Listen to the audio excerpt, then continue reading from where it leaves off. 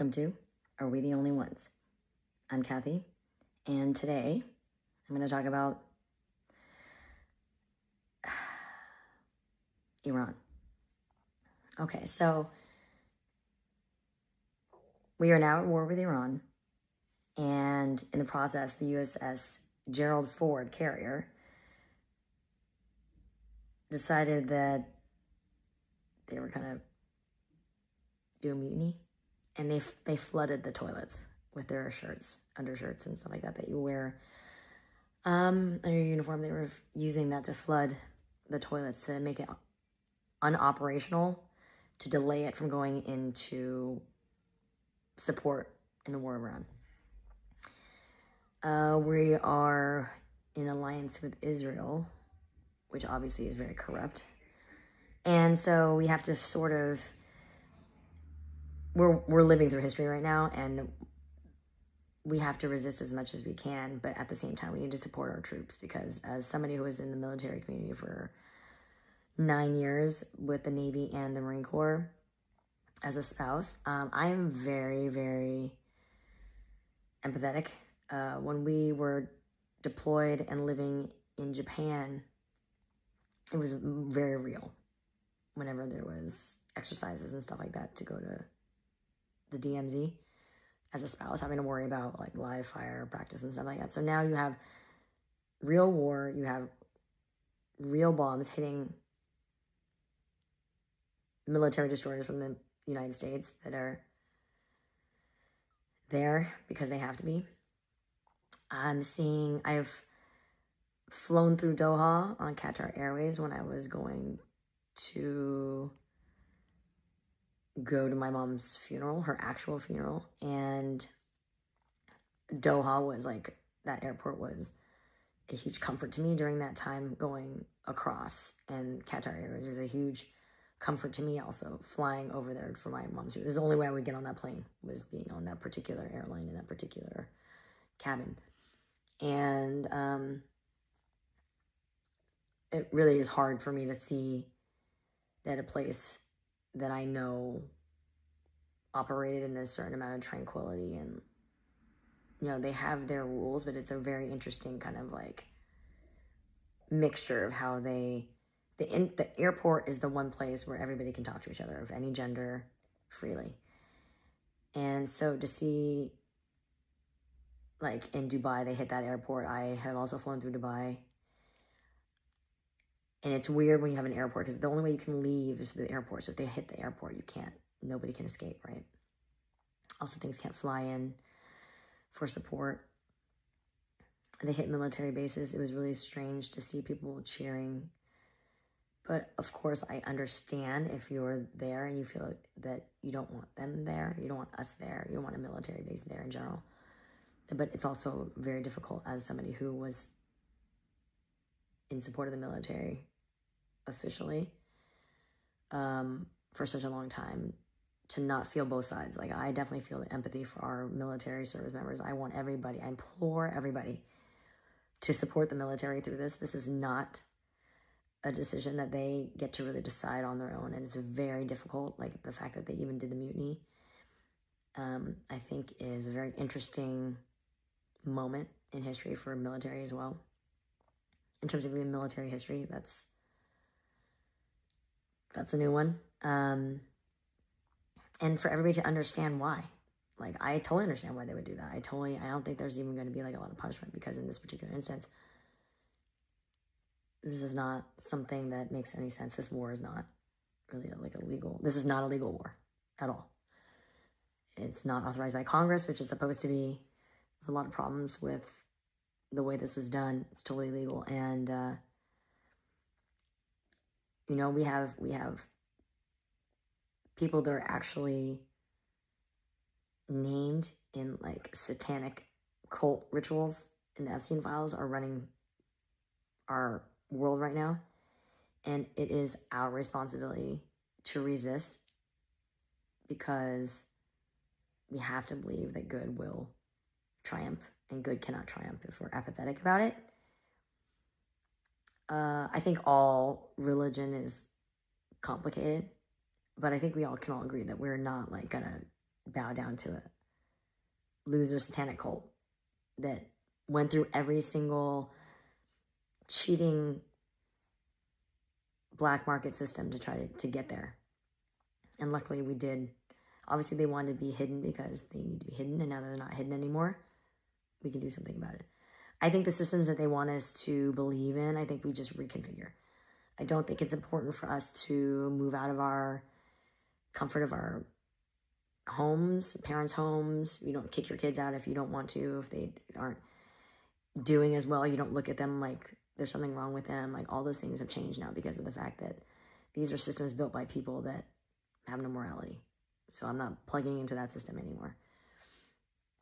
I do feel like people should still run for office. I do believe that women running for office is one of the keys to fixing a lot of our problems. I don't know if Kamala Harris throwing her hat in the ring for 2028, I don't know, but she's got to run the primary. I think it's good for her to have to go through a primary. If she gets it, she gets it. I'll support it if she gets it. I think I'd rather see, I don't want like another Clinton 2.0 though, you know? So I feel like maybe the primary will tell us everything we need to know. All I know is in the Democratic primary, I want a new contender that isn't into the old system, because I don't believe that if you're in the old system, I just feel like you've crossed paths with this satanic cult in some way. And so I just don't think that you should be anywhere near in charge if those people can still get through to you and talk to you and convince you of anything, or if you owe them any favors, or they were once nice to you. Like, I would not doubt that Donald Trump, when you see him one-on-one, if you ever met him one-on-one, is probably one of the most charming, nicest people that you've ever met. I don't doubt that's probably true. That's probably how he made it as far as he made it, despite being a total freaking POS. I have to assume that the charm on a one-on-one meeting is how he moves, and then maybe stabs you in the back. But you don't get that far without knowing how to, like, get people on your side to do things for you, and then do things for free, essentially. Get bullied by you, you know? I think that he's been very good at grooming, and this is the entire thing that we're going through, is we're all getting groomed into thinking this is all normal. And we have a right to stand up. At this point, we still have rights to stand up. Are we going to use our rights? That's what I want to know. Are we still going to use our rights, or are we all standing down? Where are we at right now? What do we feel right now? I'm curious. Is it going to be women taking the fight? Is it going to be people of color? Is it going to be people with privilege? This is not a situation of pure racism. This is just a situation where this particular government, intertwined with other governments, has decided that there's going to be a genocide of poor people, disabled people, and then in that mix, any political enemies that they have. Because those are the people that can't fight back. Children. This is the most cowardly government we've ever had, and yet they're making a lot of progress on what they want, dismantling things that we've held true. I think France being able to freeze the assets of Elon Musk after finding that he did interfere with their elections, which most likely means he interfered with our elections. What are we going to do? Are we going to freeze his assets? Silicon Valley, I'd like to know what you're going to do. Like, seriously. As a daughter of Silicon Valley, I would like to know. Los Altos, what are you going to do? The only person staying in Silicon Valley of those billionaires is Jensen Huang, who is the CEO of NVIDIA. I used to work for a company that was an early investor in NVIDIA, so I'm very familiar with NVIDIA. From like 1985, that's how familiar with NVIDIA I am. Okay, so he's the only one that's willing to stay in Silicon Valley and he's willing to pay the taxes. What does that say about Florida? He's like, no, I'm good. He went to all those things. He's like, I don't want to be friends with these people. I don't want to be that close. I'm staying here. And they all left. Zuckerberg is leaving. He's going there. Good riddance. Trust me. We don't want you in Silicon Valley. But my God. Who had satanic worship on their bingo card? I didn't. I did not. Anyway. I don't know. We have accountability from international governments. We have no accountability in the U.S. government. Congress is talking about voting in a 25th Amendment committee that would be a separate entity that would be able to determine the mental capacity of a president. I think that's a good idea. What do you think? I like the idea. I think it's necessary. Yeah. Anyway, tell me what you think. Are you disappointed? Are you... What? You think this is normal? You're not surprised? When you look at art, you see all the gross art about, like, child brides from Renaissance era. Like, this is not unheard of. We've known this about our societies and stuff, but in this modern day, you see we are coming out of it, like the Wayfair furniture cabinet situation. That was crazy. I cannot believe that they got away with that for so long. So if you don't know, girls that have been kidnapped, their names have been used as the names of cabinets that people put up for listings on Wayfair, and then they charge like something like $15,000 for the cabinet. And that's how you know it's like a human trafficking sale. And Jeffrey Epstein's girlfriend, who was like listed as his wife, and I'm guessing that they probably got married in like a private ceremony or something. She is controlling all his money. There's a transaction where she bought a Wayfair cabinet for like $8,700, something like that. So, where is she? Can they not find her? What's going on? The guy who bought Zorro Ranch is now running for office. Trump has endorsed him. I mean, this stuff is so blatantly, it's crazy. It's blatantly obvious. And it is sort of, to an extent, trying to tell us we can just get away with it. You guys shouldn't bother. So I'm flip-flopping between like how hard to resist and how to like just sort of be like, I'll resist from afar and like just go live my life, Because I almost want to be like, I draw the line at like satanic cult. I don't know. But I'm also in like my resistance gear, Star Wars resistance gear. Because in this time period of my life right now, I just feel like I need to like go into a fantasy world of like, okay, this is the morality that we're looking for, because the real world right now has so little morality by people that we expect morality from, that I have to resort to a fantasy of real resistance. I mean, I guess it's cool that George Lucas created Star Wars as inspiration from the Vietnam War being memes. I get it, but like, my God, what is happening right now? I think the other interesting thing that I'm noticing is affirmative action. This is a very major pivot in terms of this, but affirmative action has never been really helpful for Asians.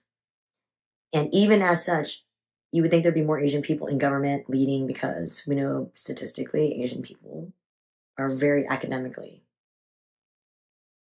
successful, whether through hard work ethic or natural gifted talent. I mean, obviously, like in my household, my husband, who is not Asian, he's white, I would definitely say is like smarter than me. Definitely say he's more accomplished than me from a very much like intellectual standpoint. But I am well aware that Asians are very good at a lot of things academically. That's what Asian people are known for. However, in the Olympics and with the sports like lately, I am so proud of Asian people being able to rise up as an athletic force, because that is the one place where you can't like discriminate necessarily, right? Because it's sports. It's like full merit based. And in international competition, Asian people are right now are rising to the occasion and stepping away from academic sort of like not academia, but like only doing things that like through your intellectual prowess. It necessarily does not pan out as well as maybe like now industries where Asians are not like as well known. If you're going to sports and stuff like that, all of a sudden there's more representation and it looks a little bit different, right? But to me, it's also ironic.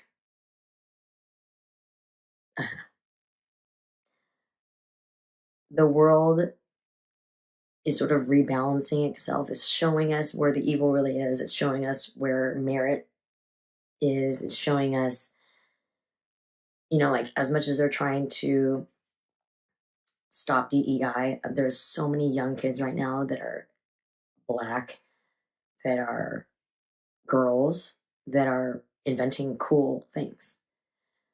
So I think that they can try, but the reality is the MAGA fantasy of all white people running everything would not result in a society that would be thriving, because the reality is all the privilege that white people have had has made it harder for them to do the dirty work and not feel like it's not good enough for them.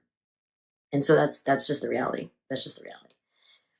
And structurally, it's not possible for that setup now because we're too much of a global society. So it's just like not going to work. It's a self-fulfilling implosion.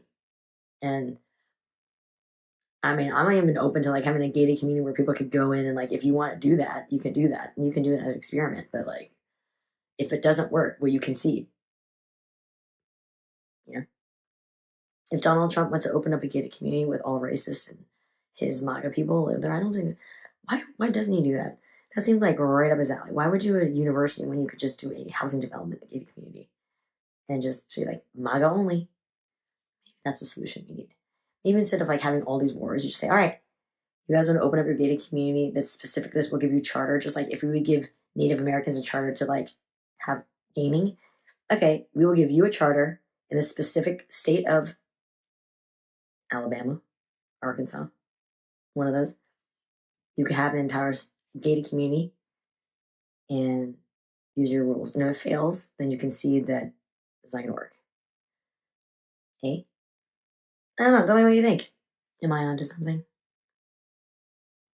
Let me know. All right, give me a follow, like, subscribe, Instagram, Facebook, Substack, YouTube, all the things. Send me an email if you'd like to discuss, comment, anywhere, everywhere. Are we the only ones? Pod. All right, until next time.